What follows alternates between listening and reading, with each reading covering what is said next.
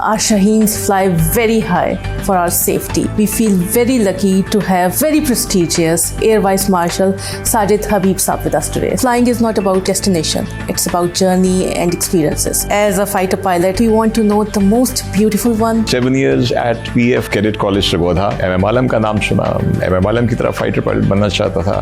Fighter flying में आपको through out जब तक आप एक्टिव सर्विस के ऊपर हैं, आपको फिट रहना पड़ता है। जी, आपका एक प्रोफेशनल लेवल आपको मेंटेन करना पड़ता है। मोस्ट ब्यूटीफुल मेमोरी, एक मेमोरी तो बड़ी कॉमन होती है, वो पायलट कमर्शियल हो या पायलट एयरलाइन का हो, जब पहली दफा किसी जहाज को अकेले उड़ाते हैं, that is amazing. On your own, वो जो फीलिंग थी ना कि आज इंस्ट्रक्टर यहाँ पे नहीं है, I can do anything, I have to take off. जब आप टेक ऑफ कर लेते हैं and then you have that feeling of being the captain of the ship. Every moment of my first solo which was back in 1978, there is no room for mistake or error when you are in the air. No room for mistake. Doesn't it suffocate you? Emergencies हो सकती हैं हवा में। अब जहाज में क्या हो सकता है, आपने 10 emergencies की प्रैक्टिस कर ली, हवा में कोई 12वीं हो जाएगी, which you didn't know. Most beautiful and most dangerous. कोई ऐसी बड़ी close call आई हो, आपको लगा हो कि it's very difficult. मैं अपने स्टूडेंट को मैंने वो प्रैक्टिस करा रहा था, तो इंटेंशनली हम स्पिन में डालते थे, फिर स्टूडेंट को रिकवर करके दिखाते थे, फिर दूसरी दफा करते थे तो उसको कहते थे मेरे साथ करो इसको रिकवर, और तीसरी दफा कहते थे अब तुम करो। मेरे स्टूडेंट को मैंने दूसरी दफा कहा, उसने फिर किया, फिर नहीं हुआ। ऑल्टीमीटर देखा जो कि हाइट बताता है 10,000 फुट से नीचे आ चुका था। मैंने कहा आई हैव द कंट्रोल, और मैंने कहा कि मैं रिकवर करता हूँ। जहाज रिकवर नहीं हो रहा था। अब मैंने उसको कह दिया स्टैंड बाय फॉर इजेक्शन। बिस्मिल्लाह पढ़ के एक दफा और कोशिश की। हमारे पाकिस्तान में सबसे खूबसूरत जगह कौन सी देखी? You just wanted to land right there. Skardu was one airfield। इतना खूबसूरत मुल्क है हमारा, फ्रोजन लेक्स हैं वहाँ पे, हिलाले इम्तियाज मिला हुआ है। How was that feeling? अपने मुल्क की तरफ से कोई भी आपको ऐसी इज्जत अफजाई मिलती है, अल्लाह के सामने शुक्र का एहसास। और पाकिस्तान का ये पूरब ये पश्चिम चकोरों की दुनिया मेरा नीलगू आसमां बेकराना। इतनी अच्छी पोइट्री कैसे कर लेते हैं? किस किस्म की पोइट्री करते हैं आप? सैड वन या कोई रोमांटिक टाइप? ऐसा में तो बंदा सैड भी हो ना तो थोड़ी रोमांटिक पोइट्री कर ले तबीयत ठीक हो जाती है। पंजाबी में शायरी की है मैंने, कभी कभार अंग्रेजी में भी हाथ पाँव मार लेता हूँ। फ्लाई करते हैं, इस तरह एनी चांस खुद को लाइट रखने के लिए आप लोग म्यूजिक सुन सकते हैं? बिल्कुल सुन सकता है। इवन पुराने जहाजों में, जैसे अगर आपको याद हो रेडियो के ऊपर आप ट्यून करते हैं ना, आजकल तो FM है, उसमें एक होती थी रेडियो कंपस, आप उसको ट्यून करते थे, अगर कोई गाने लगे तो आने लग जाते थे। आपकी जो लिस्ट है PF से रिटायर करने के बाद, वो भी एक बहुत लंबी लिस्ट है। You're doing great things. 6 months after my release from the Air Force, Principal PF College Sargodha, फिर Air Force की ही एक शाहीन फाउंडेशन की एयर ईगल एविएशन एकेडमी है, वो कमर्शियल फ्लाइंग सिखाने का इदारा है इन पाकिस्तान। मैंने कोई 4.5 साल उसको सर्व किया। मुझे घूमने फिरने का शौक है। Turkey is my favourite destination, I love going to Turkey. एक स्कूल खोला है अखुवत और नूरानी ट्रस्ट ने फैसलाबाद में। मैंने 7 साल सरगोधा में एक बड़ी आउटस्टैंडिंग फैकल्टी के ग्रुप से मैंने तालीम हासिल की। आजकल शायद फैकल्टी का लेवल वो नहीं रहा। अगर मैं पायलट ना होता मैं एक टीचर होता। फैल्कन सोसाइटी का प्रेसिडेंट हूँ। When I got promoted to air vice marshal तो मुझे चीफ ने कहा कि I am sending you as deputy director general civil aviation authority. Now that you don't fly, how does it feel? जैसे कुछ missing हो जिंदगी से? I do miss it, but then you have to accept the reality कि एक time तक आप कर सकते हैं। पर इन सब के बीच में एनी रिग्रेट्स? नहीं, रिग्रेट ऐसा कोई नहीं। I look at the good things, मैं उस पे नजर रखता हूँ जो मुझे मिला। मैं समझता हूँ कि शुक्रगुजारी सबसे पहले जरूरी है। मैं यंगस्टर को कहता हूँ कि डोंट वेस्ट योर टाइम, अपनी फैमिली को टाइम जरूर दो। जो एक बॉन्ड चाहिए वो आपकी फैमिली के साथ never come back again. मेरा शौक है एविएशन म्यूजियम्स हो, म्यूजिक का मुझे शौक रहा, क्लासिक मूवीज का शौक है। मेरी बड़ी ख्वाहिश थी कि मैं वायलिन बजाना सीखूं, बस ये एक ख्वाहिश रह गई है। जो आपको मिला है इसके शुक्र करते रहिए, आपको मिलता रहेगा। मेरा ये एक कैंडिड मैसेज है, स्पेशली जो हमारी यूथ है इनसे कहूंगा, ये पाकिस्तान है, अगर ये खराब है तो हमने किया है, इसको ठीक करना है तो हमने करना है। जो चीज आपको अच्छी नहीं लगती वो ना करो और पाकिस्तान को अच्छा करो।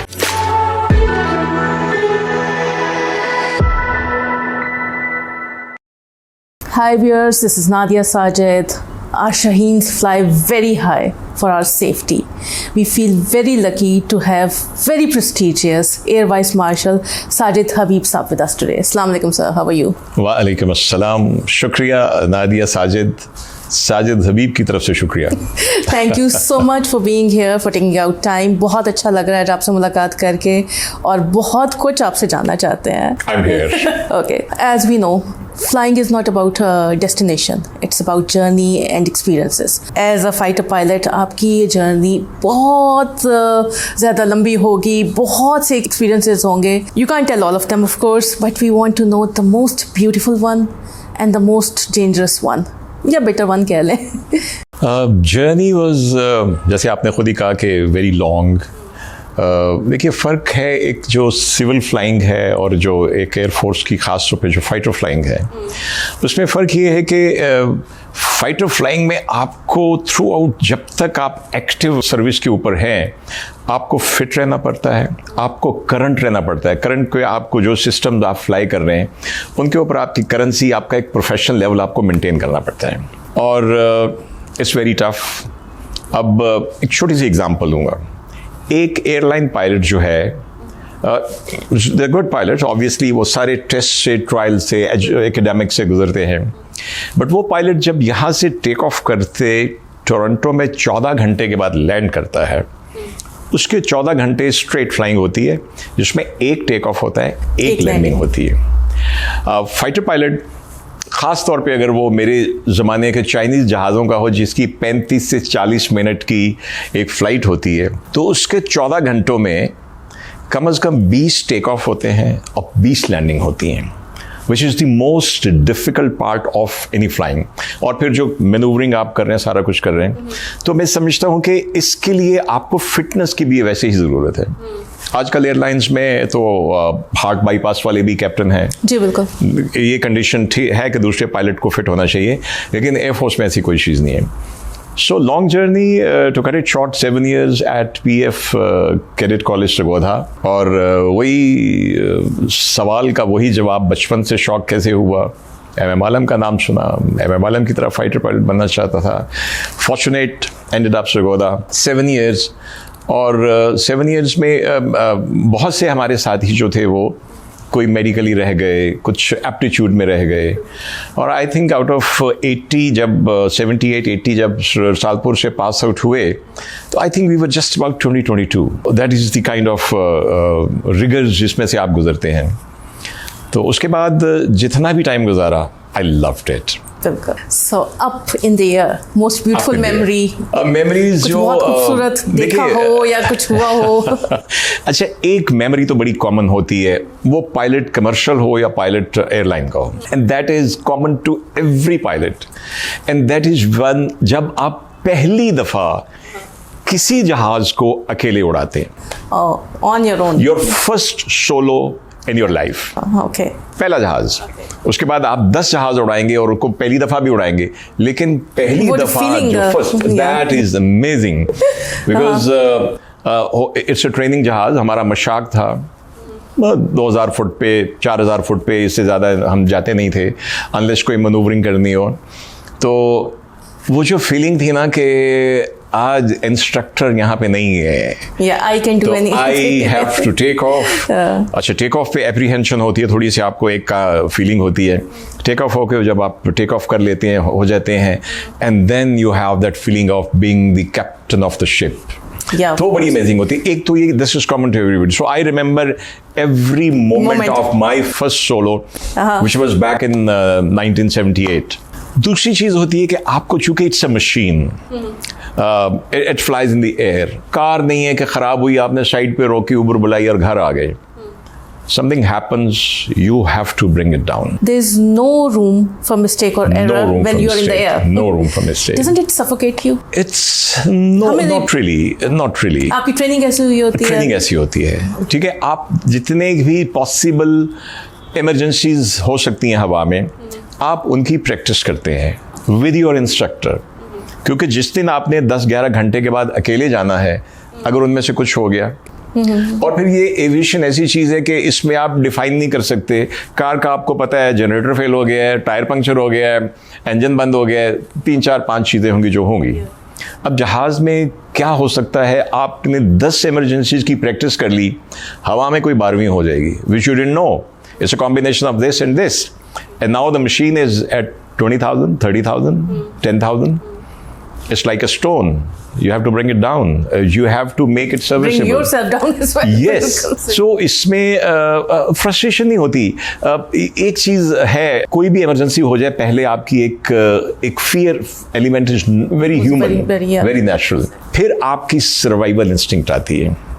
सो इस फियर में और सर्वाइवल इंस्टिंक्ट में जितना कम गैप होगा ना, और वो क्यों होगा, आपकी ट्रेनिंग कितनी अच्छी हुई है और एकेडमिकली आप अपनी मशीन के बारे में कितने स्ट्रांग हैं. सो दूसरा जो आप कह रहे हैं वाकयात, तो मेरे ख्याल किसी भी पायलट की जिंदगी में होते रहते हैं.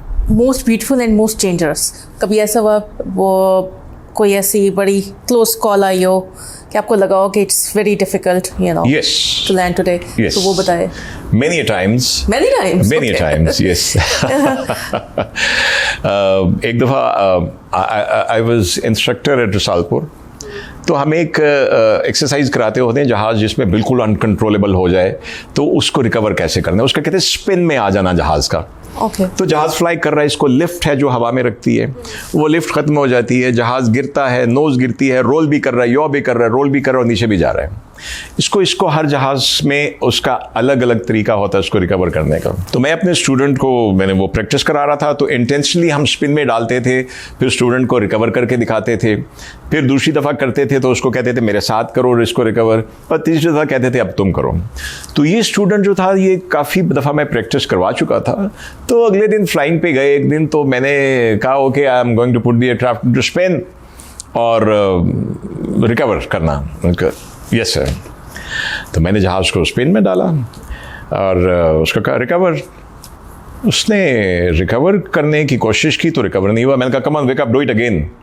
अच्छा, उसमें एक कंडीशन होती है कि अगर 10,000 फुट की हाइट तक आप रिकवर ना करें तो आपको जहाज़ से निकल जाना होता है, इजेक्शन करनी होती है, बेल आउट करना होता है जिसको आप कहते हैं. अच्छा, तो मेरे स्टूडेंट को मैंने दूसरी दफ़ा कहा, उसने फिर किया, फिर नहीं हुआ. और जब मैंने ऑल्टीमीटर देखा जो कि हाइट बताता है, तो 10,000 फुट से नीचे आ चुका था. और अब मैंने कहा okay I have the controls. और जब आप कहते हैं तो दूसरा पायलट हाथ उठा लेता है. मैंने कहा आई हैव द कंट्रोल, और मैंने कहा कि मैं रिकवर करता हूँ. और what ever the panic was something, या आई डोंट क्या हुआ, तो जहाज़ रिकवर नहीं हो रहा था. और अब मैंने उसको कह दिया okay stand by for ejection. अब इसके बाद उसने हाथ यूं कर लिए. अब सिर्फ मैंने कहना था आउट, और उसने प्रेस करना था. उसकी सीट को रॉकेट फायर करता, मेरी सीट को रॉकेट फायर करता निकल गया. मैंने बिस्मिल्लाह पढ़ के एक दफ़ा और कोशिश की तो जहाज़ रिकवर हो गया. So this one of the incidents when it was very close. और भी है fire incident. Does it haunt you? कभी फिर कुछ कर सकता है? Yes, sometimes, yeah, obviously. इस तरह की हर सिचुएशन से आप कोई ना कोई लेसन ड्रॉ करते हैं. फॉर एग्जाम्पल, इसमें पैनिक फैक्टर था. Probably I was too casual कि ये कर लेगा करता रहा. Yeah. So I was just sitting like this. देखा नहीं हुआ, come on do it again, नहीं हुआ. And I then realized कि भाई हमारी हाइट, ये मैंने इसको 14,000 फुट पे कहा था, 10,000 फुट तक तो रिकवर हो गए, नहीं हो तो निकलना होता है. So it gives a lesson also which helps. मैं ये कहता हूँ कि जब आप इंस्ट्रक्टर भी होते हैं तो every student teaches you something new. So right. So I learned a lot from my students sitting on my left side. तो many such incidents चलते रहते हैं. हमारे पाकिस्तान में सबसे खूबसूरत जगह कौन सी देखी? That वहाँ पे you just wanted to land right there. I wanted to land was northern areas. सारे. एक टाइम था जब हम करते थे, अफ़गान क्राइसिस चल रहा था 80s में सारा, तो कुछ हम अपनी एयरलाइंस की फ़्लाइट्स को हम सिक्योरिटी के तौर पे साथ जाते थे, फ्लाई करते थे. तो आई यूज्ड टू वॉच ऊपर से कि इतना खूबसूरत मुल्क है हमारा. फ्रोज़न लेक्स, मैं कहता हूँ वो आज इस चीज़ को 25 साल हो गए, अभी भी बहुत सी अनटैप्ड हैं. Skardu was one airfield. अब तो वहाँ पे बाकायदा हमारा बेस है, लैंड कर सकते हैं. बट आई विश कि आई कुड लैंड देयर. और वहाँ लैंड करते आपको you can see those lakes all around. Beautiful. और हैरानी भी होती है, कभी कभी हम देखते थे यार उस एक पीक के ऊपर एक घर बना हुआ है, ये बंदा तो माचिस लेने भी कहीं जाता होगा, तो how is he living there. फिर फ्रोज़न लेक्स हैं वहाँ पे। ये सिर्फ ये फील होती थी यार यहाँ आने के लिए कोई अच्छी सड़कें बन जाएं, अच्छे सर्विस एरियाज बन जाएं। अब काफ़ी चीज़ें आ गई हैं, बट व्हेन यू सेड कि where I wanted to land, Skardu. सही सही। K2 is also beautiful. Beautiful. क्या लेक्स है वहाँ की, ऊपर से आप देखते हो, गिलगित है, चतराल है, बट स्कर्दू की इट्स अमेजिंग। अच्छा, I am one of those passengers जो टेक ऑफ से पहले सो जाते हैं और लैंडिंग के बाद उठते हैं। लेकिन कभी अगर ऐसा ना हो, so when I look down, Allah ने सारी दुनिया कितनी खूबसूरत बनाई है, एंड इट्स अनबिलीवेबल। आप देखेंगे एक फ्लाइट में आपको 5 घंटे की हो, या सिर्फ मैं कहता हूँ कराची से पेशावर या स्कर्दू से आप साउथ में जाएं, तो विद इन पाकिस्तान आपको कैसे कैसी चीजें नजर आती हैं। कलर्स चेंज होते हैं, कभी व्हाइट, कभी ब्राउन, कभी ग्रीन, कभी आपको ग्रीन माउंटेन्स मिलते हैं, कभी लेक्स मिलती हैं, कभी डेजर्ट आ जाता है। We are a very blessed country यार। इट इज, नो डाउट, या we need to do, I mean make it heaven. Sir, आपको हिलाले इम्तियाज मिला हुआ है, how was that feeling when you got it? Were you expecting it? देखिए, अपने मुल्क की तरफ से कोई भी आपको ऐसी इज्जत अफजाई मिलती है तो एक शुक्र का एहसास, अल्लाह के सामने शुक्र का एहसास, और पाकिस्तान का ये सब कुछ, whatever if I have been able to do, earn, make, whatever it is, ये मेरे मुल्क की वजह से है। अल्लाह ताला ने ये मुल्क दिया, करम तो अल्लाह का होता है, माँ बाप की ट्रेनिंग होती है, उस्तादों की होती है, ये पाकिस्तान है। Your parents were there when you received the medal? अम्मी। Yes. Must be very proud of you. Yes. Poetry बीच में कहाँ से आ गई? पोइट्री तो एक बड़ा क्रिएटिव, एक जैसे कहते हैं फारग माइंड में वो जैसे कहते हैं आमद होती है, इतनी अच्छी पोइट्री कैसे कर लेते हैं? एंड जरा बताएंगे किस किस्म की पोइट्री करते हैं आप? Is it like sad one, या फिर नेचर के ऊपर, या कोई रोमांटिक टाइप, किस किस्म की पोइट्री करते हैं आप? ऐसा में तो बंदा सैड भी होना तो थोड़ी रोमांटिक पोइट्री कर ले, तबीयत ठीक हो जाती है। अच्छा, तो आपकी पोइट्री मोस्टली रोमांटिक भी है, और कहीं कहीं देखिए, आप अपने पोइट्री या कोई भी क्रिएटिव काम है, आपने पेंटिंग बनानी है, आपने कोई अच्छी कॉम्पोजिशन बनानी है, आपने कोई पोइट्री लिखनी है, आपको कुछ इंस्पिरेशन मिलती है, कुछ आपको कोई कैटलिस्ट होता है जो आपको एकदम से, जो आपको, हाँ, it could be a beautiful view from here, it could be a beautiful face, it could be a अच्छा डूबता सूरज।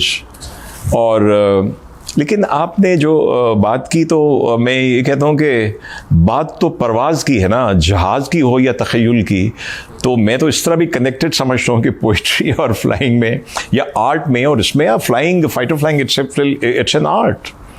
आप नो तो एक चूँकि अदबी सा माहौल कुछ घर में मिला, और ये नहीं कि मेरे कोई पेरेंट्स में से कोई शायर थे, लेकिन किताबों का ज़ख़ीरा होता था।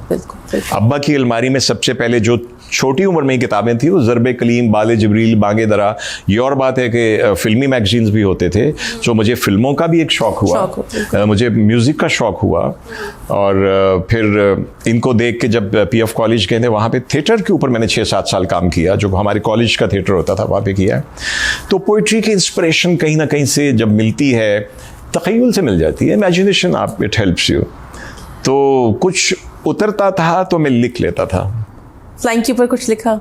फ्लाइंग के ऊपर तो अल्लामा इकबाल कह गए, ये पौरब ये पच्छम चकोरों की दुनिया, मेरा नीलगू आसमां बेकराना। नॉट रियली, लेकिन जो तख़य्युल की परवाज़ कहीं और जाती रही, उसके बारे में जब कोई ख्याल उतरा तो उसको मैं लिख लेता था। उसमें पंजाबी में शायरी की है मैंने। अच्छा, पंजाबी में करता हूँ, कभी कभार अंग्रेज़ी में भी हाथ पाँव मार लेता हूँ, डिपेंड करता है कि किस सिचुएशन में। I don't make an effort कि मैंने अब इंग्लिश में सोचना है या उर्दू में, क्योंकि इंग्लिश हमारी, समझिए कि पिछले 50-55 बरस से एक छठी जमात से एक आपकी एक तालीम, मीडियम ऑफ इंस्ट्रक्शन रहा है, एयरफोर्स इट्सवेल में रहा है, फिर जितनी देर फ्लाइंग में रहे हमारी ज़बान ही इंग्लिश थी। बिल्कुल। तो उसमें कभी कभार, बट चूँकि अपनी मादरी ज़बान पंजाबी है और अपनी जो नेशनल कौमी ज़बान उर्दू है, तो ज़्यादा उनमें की मैंने। सही। म्यूज़िक आपने जिक्र किया, so I just thought about it. हमने यहाँ से निकल के थोड़ी दूर तक जाना हो गाड़ी में, ड्राइव पे, तो म्यूज़िक के बगैर जाया नहीं जाता। बिल्कुल भी नहीं। सो जब फ्लाई करते हैं, इस देयर एनी चांस के खुद को लाइट रखने के लिए आप लोग म्यूजिक सुन सकते हैं? बिल्कुल सुन सकता है। इवन पुराने जहाज़ों में, जैसे अगर आपको याद हो, रेडियो के ऊपर आप ट्यून करते हैं ना, आजकल तो FM है, सही। लेकिन पहले एक मीडियम वेव और शॉर्ट वेव्स होते थे। तो हमारे जो पुराने जहाज़ थे जिनसे हमने शुरू किया, दोतानी साहब भी जब वहाँ पे होते थे शोरकोट में, तो उसमें एक होती थी रेडियो कंपस। अच्छा, बेसिकली रेडियो कंपस का फंक्शन था कि आप उसको ट्यून करते थे, तो लेट्स से लाहौर का जो भी उस ज़माने में 610 या क्या मेगाहर्ट्ज़ के ऊपर या किलोहर्ट्ज़ के ऊपर इनकी जो रेडियो की ट्रांसमिशन होती थी, तो एक तो वो अगर कोई गाने लगे तो वो आने लग जाते थे, और दूसरे उसके साथ कनेक्टेड होती थी एक नीडल। तो एक्चुअली वो नीडल पॉइंट करती थी, हमें गाइड करती थी। आजकल तो GPS है, आजकल तो रिक्शे वाला भी जो है ना GPS के बगैर नहीं जाता और उसको इस्तेमाल करता है, but we didn't use to have, हमारी कोई ऐसी चीज़ नहीं थी। तो वो एक रेडियो कंपस थी। तो उसमें फिर जब हमें पता होता था कि एरिया देखा वाला है, कोई इसमें घूमने का खदशा नहीं है, और लॉन्ग रूट लेट से हमने फेरी करनी है, यहाँ से कराची जा रहे हैं, सरगोदा से कराची जा रहे हैं, पेशावर से जा रहे हैं, तो एक गाने वाले लगा के सुकून से सुन लेते थे। अच्छा, आपकी जो लिस्ट है PF के से रिटायर करने के बाद, वो भी एक बहुत लंबी लिस्ट है। आई वुड लाइक कि आप खुद बताएं, क्योंकि आज तक आप माशाल्लाह you are very active and you are doing great things. So I was very fortunate, मुझे बहुत अल्लाह का शुक्र है कि एयरफोर्स ने जब मैं almost may be 6 months after my release from the air force, I get a call एक शाम को वाइस चीफ की तरफ से कि कहाँ हैं आप? मैंने कहा जी मैं लाहौर में हूँ। वो एक जॉब है। मैंने कहा मैं इस्लामाबाद नहीं आ सकता, आई एम इन लाहौर है, मैं इधर फैल्कन में आ गया हूँ। He says principal PF college Sargodha. I said my college? You wanted to go back? Yes. तो मेरे पहले अल्फाज थे, सबसे पहले तो आई एम ग्रेटफुल कि आपने मुझे इसके काबिल समझा, अब बताइए कब आना है। So anyway, I was very fortunate, और बल्कि हुआ भी इसी तरह के नेक्स्ट डे उन्होंने कहा कि बोर्ड ऑफ गवर्नर की मीटिंग है, आप आ जाइए। तो आई वेंट टू हेडक्वार्टर्स, वहाँ पे हुआ। उन्होंने कहा जी आप जाएं and just take over, because वो स्लॉट कुछ 2-3 महीने से प्रिंसिपल की खाली थी।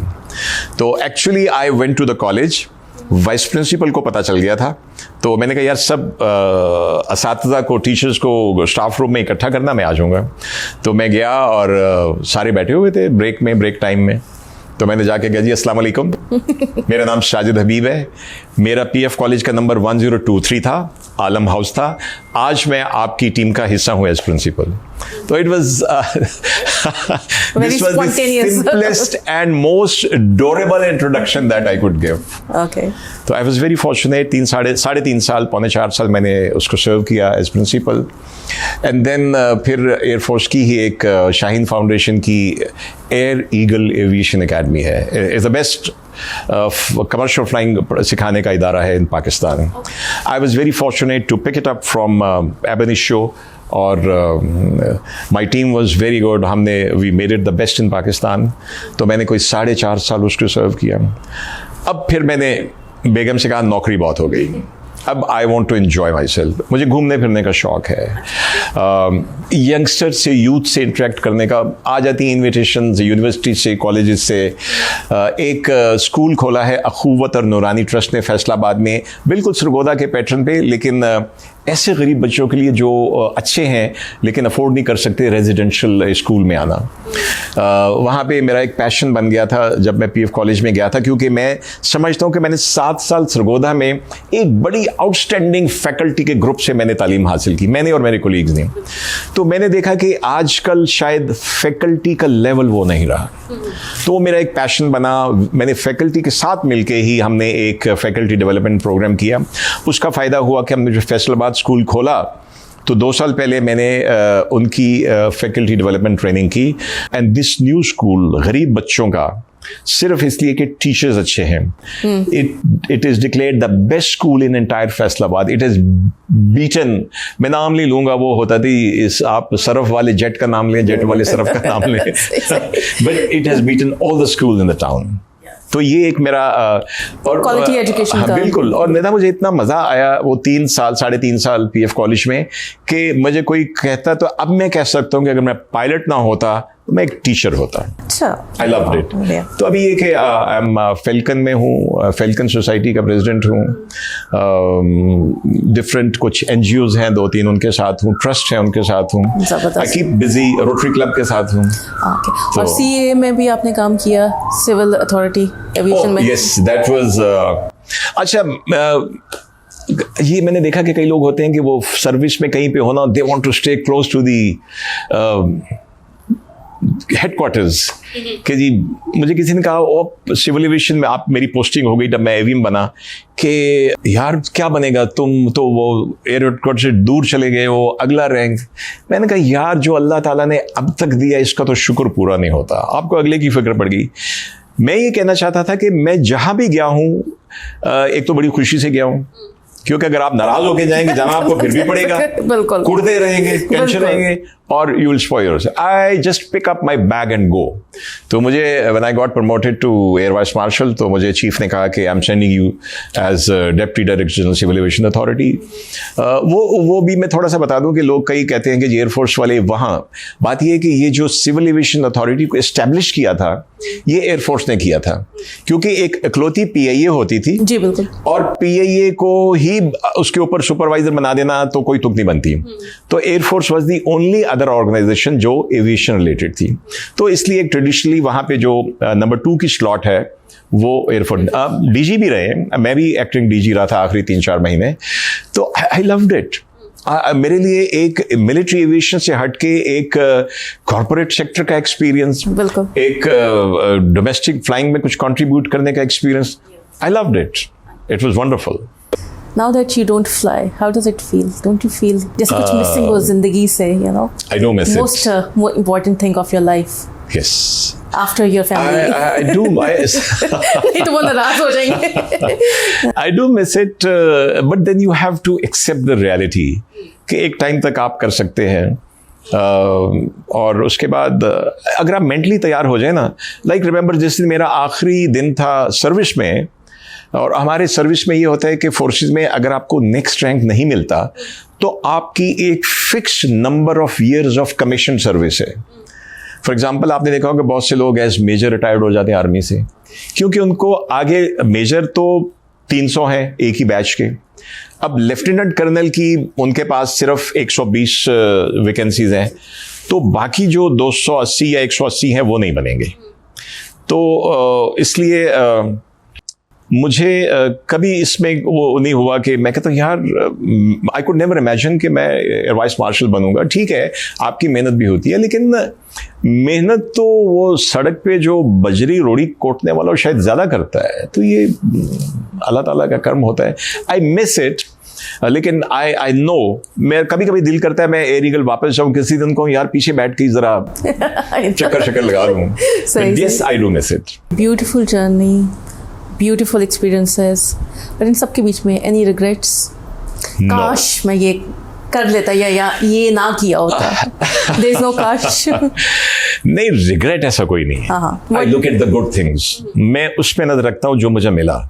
मैं समझता हूँ कि शुक्रगुजारी सबसे पहले ज़रूरी है। एज अ फ्लाइंग पायलट बहुत ही आपकी बिजी रूटीन होगी, बाद में भी आप बहुत कुछ करते रहे हैं, सो फैमिली के लिए टाइम कैसे निकालना? वाज इट इजी, या फिर फैमिली को हमेशा कोई आपसे शिकायत रही है that you didn't give us enough time? How was it? You're right, air force की ज़िंदगी, फोर्सेस की सबकी, लेकिन एयरफोर्स की बात भी कर लें तो डिफ़िकल्ट इस तरह से होती है कि टाइम आपका कोई फिक्स नहीं है कि आपने बस 8 बजे जाना है और 2 बजे छुट्टी हो जानी है। आपको मॉर्निंग फ्लाइंग करनी पड़ती है, आपको इवनिंग फ्लाइंग करनी पड़ती है, आपको नाइट फ्लाइंग करनी पड़ती है। आप शाम को आए हैं, आप 2-3 घंटे गए, उसके बाद आपने रात को फ्लाइंग करनी है। फिर इसके अलावा बीच में जैसे जैसे आप ग्रो करते हैं सर्विस में, आपके कुछ कोर्सेज आ जाते हैं जो जिसको हम कहते हैं कि make and break of your further career in the air force. तो उसमें बड़ा टाइम लगता है। जैसे NDO में कोर्सेज होते थे। एक चीज़ मैंने रखी कि ये जो टाइम मैनेजमेंट है, इसमें मैंने अपनी फैमिली का टाइम जो है उसको निकालना है। वो मैं एयरफोर्स के टाइम से निकाल सकता, तो मैंने अपनी नींद के टाइम से या अपनी को गेम का टाइम है, मैंने उसमें से निकालना है। तो इसमें मेरा नहीं ख्याल कि कभी मैंने मेरे बीवी बच्चों को इसमें कोई शिकायत हुई। NDO जब हम कर रहे थे तो एट टाइम्स होता था कि हम 11:30-12 बजे रात तक अपना प्लान बनाते थे, उसमें तीनों फोर्सेस के लोग इकट्ठे होते हैं, और फिर आपने सुबह 5-6 बजे दोबारा आके उसको क्रिस्टलाइज करके फिर आपने ब्रीफिंग देनी होती थी, सारे वो जितनी आपकी फैकल्टी बैठी होती थी। तो what I used to do के मुझे याद है कि उस दिन वो बड़े बड़े से मोबाइल नए नए आए हुए थे, आई एम टॉकिंग अबाउट 2001 की बातें, पाकटेल या कुछ होते थे, बिल्कुल, और जिसमें आपको कॉल करने पे भी पैसे देने पड़ते थे और कॉल आने पे भी पैसे देने पड़ते थे। तो मुझे याद है कि मैं मिसेज को, लुबना को फ़ोन करता था कि मैं आधे घंटे में आ रहा हूँ, बच्चे सोए तो नहीं? कहती नहीं। मैं कहा ओके, हम आएंगे और मैं कॉल करूंगा, नीचे आ जाना, विल गो। तो मैं उनको लेके जाता था, even if it was a drive for half an hour. Faisal मस्जिद का चक्कर लगा लिया, F7 चले गए, कोई गोलगप्पे खा के आ गए, बट आई डिड दैट। और मैं ये समझता हूँ कि ये मर्द की जिम्मेदारी है, और गालिबन मिसाल अगर आप इजाज़त दें तो दे सकता हूँ, जैसे सास और बीवी में पुल बनना जिम्मेदारी शौहर की जिम्मेदारी होती है, इसी तरह ये टाइम मैनेजमेंट भी करना चाहिए। मैं यंगस्टर को कहता हूँ कि डोंट वेस्ट योर टाइम, अपनी फैमिली को टाइम जरूर दो, because end of the day आपका जॉब भी पूरा हो जाएगा, आप रिटायर भी हो जाएंगे, जो एक बॉन्ड चाहिए वो आपकी फैमिली के साथ बिल्कुल बिल्कुल।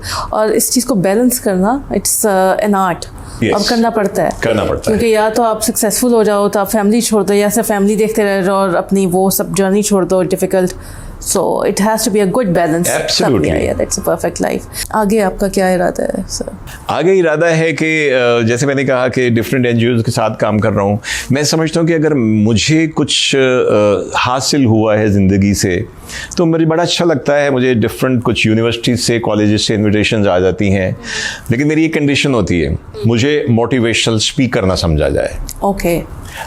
यहाँ पे मैं एक चीज़ बल्कि कहना चाहूँगा। You just want to share your experiences? I want to share my experiences and I want to learn from this generation कि ये क्या सोच रही है, इनकी क्या सोच है।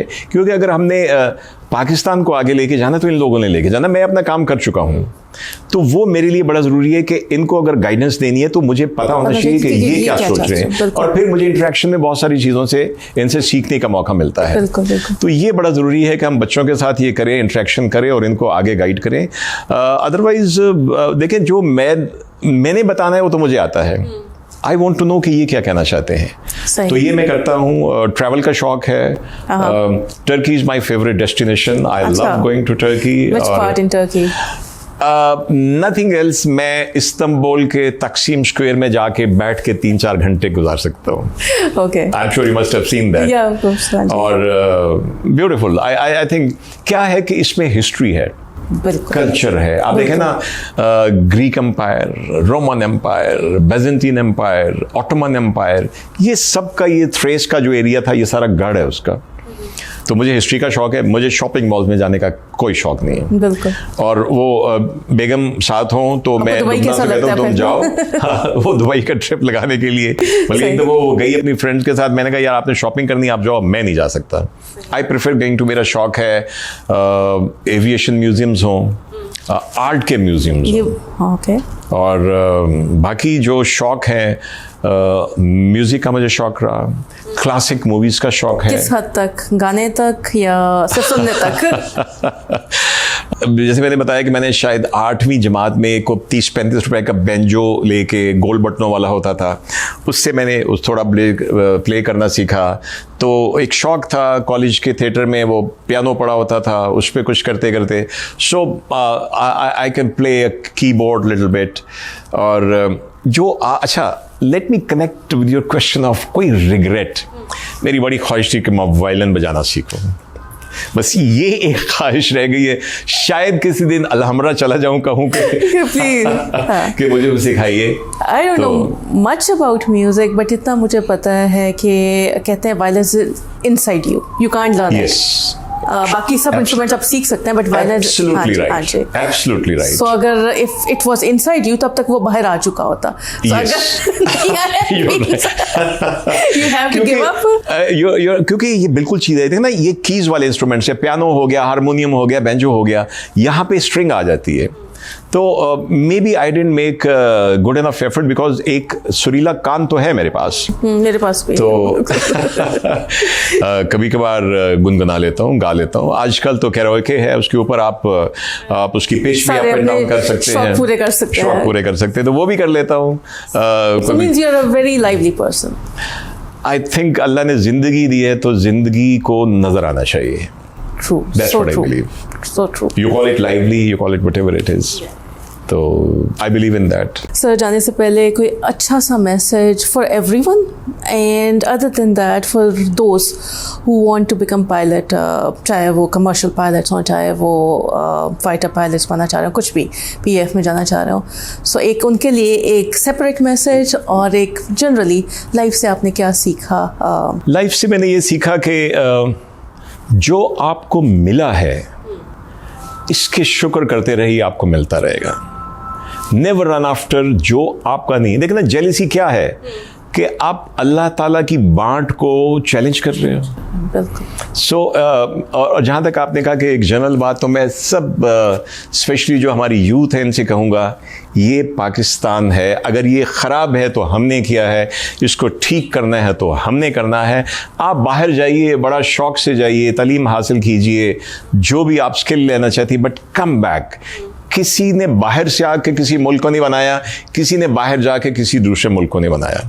तो मेरा ये एक कैंडिड मैसेज है कि आगे आओ, जो चीज़ आपको अच्छी नहीं लगती वो ना करो और पाकिस्तान को अच्छा करो। Getting back to commercial flying में जाने के लिए या एयरफोर्स में जाने के लिए, सबसे पहले तो आपका कोई भी प्रोफेशन में जाने का है, उसको अपना पैशन बनाइए। गॉड फॉरबिड किसी वजह से, मेडिकल है, कुछ और रीज़न से आप नहीं कर सके, तो फिर आप जिस भी प्रोफेशन में जाएं उसको अपना पैशन बना लें। अगर आप एयरफोर्स में जाना चाहते हैं, आपके पास दो ऑप्शन है। आपके बच्चे छोटे हैं तो आप उनको 7वीं के बाद पीएफ कॉलेज सरगोधा या पीएफ कॉलेज लोटोपा के लिए तैयारी करवाइए। वो 8वीं से एफएससी तक वहाँ पे अगर पढ़ते हैं तो उनका एक एप्टीट्यूड बन जाता है, तो उनका माइंड हो जाता है, तो फिर उनका ज़्यादा ईजी होता जाता। If you have missed that, तो फिर आप एफएससी के बाद फाइटर फ्लाइंग के लिए आप जा सकते हैं। अगर आपने कमर्शियल फ्लाइंग में जाना है तो you have many flying clubs, जैसे एयर ईगल एविएशन एकेडमी है, उसके लिए आपको साइंस की ज़रूरत नहीं।